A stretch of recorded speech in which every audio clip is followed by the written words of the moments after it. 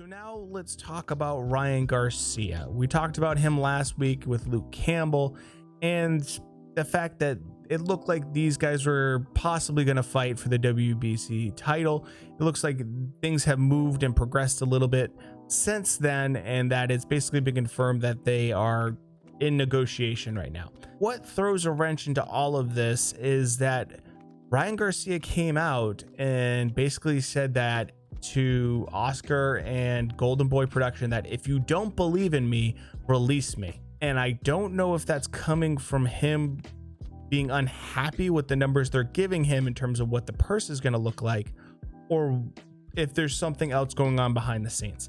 I saw some people taking this and saying that Ryan Garcia is a spoiled brat and that are very upset with the way Ryan Garcia is going about this, because not too long ago, Ryan Garcia just signed a new contract with Golden Boy and was bragging online about how it's the best contract ever for a prospect. It's the most lucrative contract ever for a prospect, I believe is the words he used.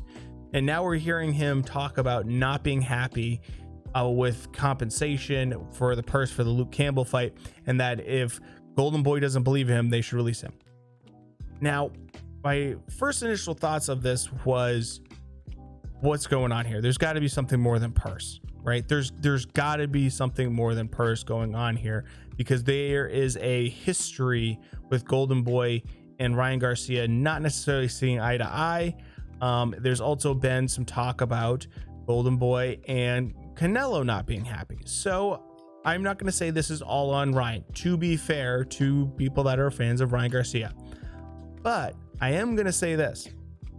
I don't know what Ryan Garcia is expecting.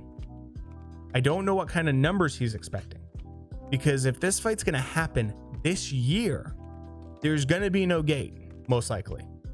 So take all of that off the table. And on top of that, I see Ryan Garcia fans say, well, pay the man what he's worth. He's got this huge social media following. And I can't remember who it was. It was someone on Twitter pointed this out, and I thought this was a very well put point. Is just because you have a huge social media following doesn't mean you should be the highest paid individual.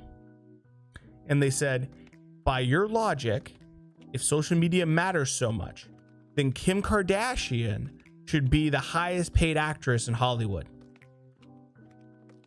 right? She has the biggest social media. She has a bigger social media than Sandra Bullock. She has a bigger social media than, someone like a Halle Berry does. And what they were trying to basically show is that just because you have a big social media doesn't mean that you should get paid more for that, because skills matter. Your resume matters. So I thought that was very interesting and well put. So my take on this is, if Canelo's taking pay cuts right now, Ryan Garcia shouldn't be expecting crazy amounts of money. He shouldn't be. From what I understand, Ryan is not happy with the lower side of the pay scale. He wants the upper side of the pay scale. Well, that makes sense if you're going to be able to utilize that social media and have a gate. Plus, we don't know what kind of numbers he's doing when it comes to DAZN, because DAZN doesn't actually release the numbers for the pay-per-views that they're doing. So we don't know exactly what his last numbers were. What we do know, though, is that he does get a bonus for viewership for his fights. At least for his last one he did. So for the Ryan Garcia fans, I would say if Ryan Garcia gets compensated for having that social media presence by having higher viewership, he's getting bonuses on top of that for his fights.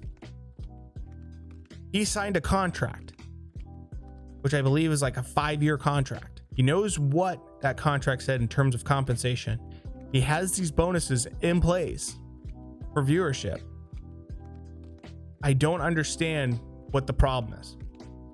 And like I said, that's why I started thinking about this being something more behind the scenes and other issues.